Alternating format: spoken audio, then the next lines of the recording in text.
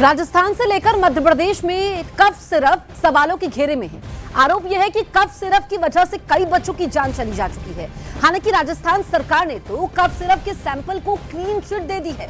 सरकार ने जो जांच करवाई है उसके मुताबिक कफ सिरप में सॉल्ट यानी रसायन तय मानक के मुताबिक मिले हैं, लेकिन सवाल उठ रहे हैं कि आखिर बच्चों की मौत कैसे हुई। इस बीच इस दवा को बनाने वाली कंपनी केसन्स फार्मा का पिछला रिकॉर्ड भी सामने आया है, जब खुद सरकार ने इस कंपनी की कई दवाइयों पर प्रतिबंध लगा दिया था। तो 3 तस्वीरें आपके सामने हैं। सरकार ने क्लीन चिट तो दे दी है, लेकिन फिर भी कफ सिरप सवालों के घेरे में है। तो आपको बता दें कि राजस्थान और मध्य प्रदेश में संदिग्ध कफ सिरप से अब तक 12 बच्चों की मौत हो चुकी है। मध्य प्रदेश के छिंदवाड़ा में 9 बच्चों की मौत हुई है, जबकि राजस्थान में 3 बच्चों की जान जा चुकी है। वहीं नागपुर में अभी भी मध्य प्रदेश के कई बच्चों का इलाज चल रहा है। इस बीच राजस्थान सरकार ने दावा किया है कि दवा बनाने वाली कंपनी को फिलहाल क्लीन चिट दे दी गई है।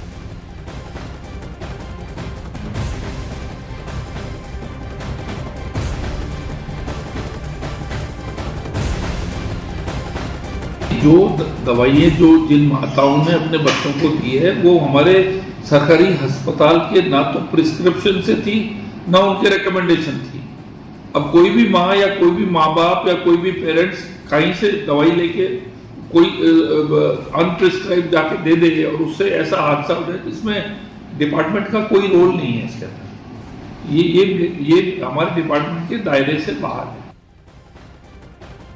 तो उधर राजस्थान के जन स्वास्थ्य के निदेशक ने दावा किया है कि जिन बच्चों की मौत हुई उन्हें डॉक्टर्स ने ये दवाइयां नहीं लिखी थी, परिवार ने बच्चों को अपनी मर्जी से ये दवाइयां दी थी।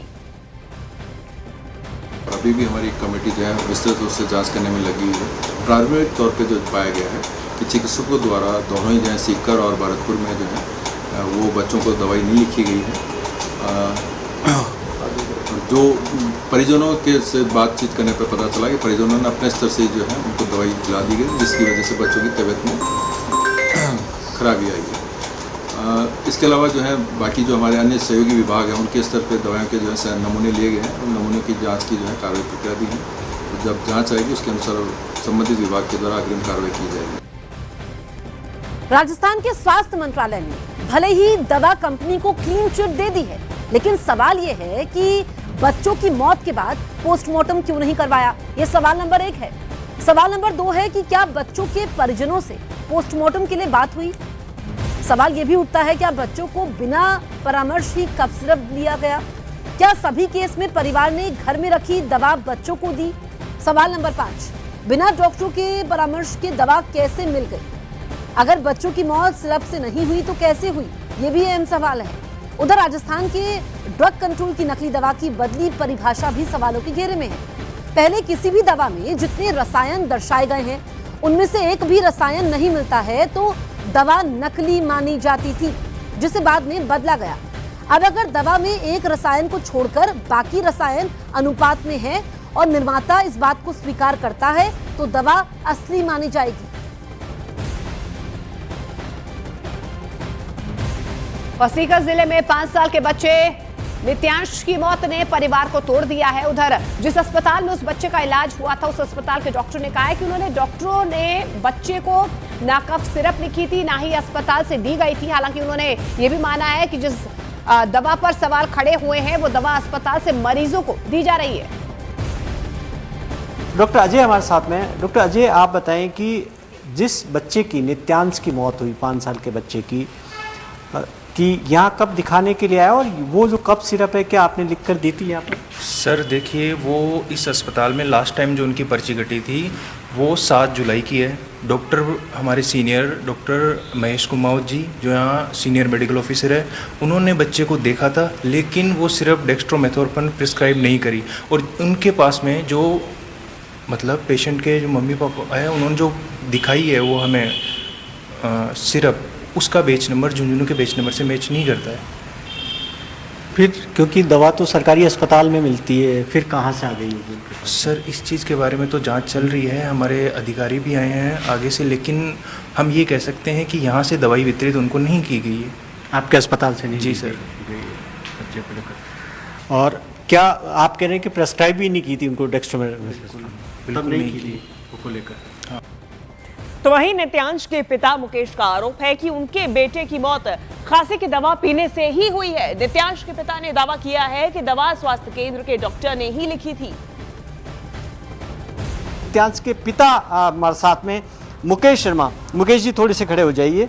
मुकेश जी क्या हुआ क्या था? ये सर 9 बजे बच्चे को हल्का हल्का थोड़ा खांसी आया, तो 28 की रात को। तो माँ ने सोचा कि थोड़ा दवाई दे देते हैं, तो थोड़ा सा दवाई दे दिए थे। कौन सी दवाई दी? ये वाली दवाई दी थी। किसने दी दवाई आपको? वो डॉक्टर ने लिखी थी। वहाँ कौन सा कहाँ पर? पे था? चिराना वाला। चिराना। हाँ। कब दिखाने गए थे आप? ये जुलाई का बात है। जुलाई में आपने दिखाया, तब उन्होंने दवाई लिख कर दी। हाँ। तो तब ये दवाई तब से आपके घर पे थी? हाँ, तब से हमारे घर पे थी, लेकिन उस टाइम पे ज़्यादा कोई प्रॉब्लम नहीं थी बच्चे के, इसलिए सील पे की थी दवाई। उस रात ये दवाई पहली बारी दी थी बच्चे को, और फिर रात को 2 बजे पानी पीने के लिए भी उठा है। उसके बाद में वो सुबह तो उसको चेत ही नहीं हुआ। एमएचओ है, वो तो कह रहे हैं कि उस अस्पताल में डॉक्टरों ने ये दवाई आपको लिखी नहीं। तो ये दवाई आई कहाँ? कोई आकाश से तो हमारे पास आई नहीं है। आई तो हॉस्पिटल से ही आई है ना। वो बोल तो रहे हैं कि लिखे नहीं है, लेकिन हमारे पास इसके रिकॉर्ड है ना। रिकॉर्ड भी है, उस टाइम पे दिखाए हुए हैं। वो तो बोल रहे हैं ये दोनों सेम ही दवाई है, लेकिन इनका इस दवाई का रेफर वो लोग निकाल के चले गए। आपने चिराना में वहाँ पर अस्पताल में दिखाया? देखिए हाँ, उनका रिकॉर्ड है हमारे पास। क्या रिकॉर्ड है भाई? ऑनलाइन देख लीजिए। सारा रिकॉर्ड निकाले तो ये देखिए, आप अपना कैमरा से दिखा सकते हैं कि हमने बच्चे को कब वो 7/7/2025 को दिखाया है। ये देखिए, ये क्या चाहते हैं आप? हम कुछ नहीं चाहते हैं। हम चाहते हैं कि और किसी बच्चे की जान नहीं जाए, और ज़्यादा से ज़्यादा कार्रवाई, जो भ्रष्ट है उनको सजा मिले, उनको और कंपनी में बैन लगे, किसी दूसरे बच्चे की जान नहीं जाए। न्यूज 18 इंडिया ने नित्यांश की मौत का सच जानने के लिए झुंझुनू के सामुदायिक स्वास्थ्य केंद्र पहुंचा। इस स्वास्थ्य केंद्र पर सन्नाटा पसरा हुआ था। इस वक्त हम पहुंचे झुंझुनू के चिराना के राजकीय सामुदायिक स्वास्थ्य केंद्र। सरकारी अस्पताल है ये, और जाहिर तौर पर सरकारी अस्पताल है, इसलिए लोग यहाँ पर ज़्यादा आते हैं। अस्पताल में आप देखिए कि जो डॉक्टरों से बात की, उनका ये कहना है कि नित्यांश को जुलाई के अंदर अस्पताल के अंदर लेकर आया गया, लेकिन उसको पर्चे के अंदर वो दवा प्रेस्क्राइब नहीं की थी, जिसके बारे में दावा किया जा रहा है कि उस कफ सिरप को पीने की वजह से नित्यांश की मौत हो गई थी।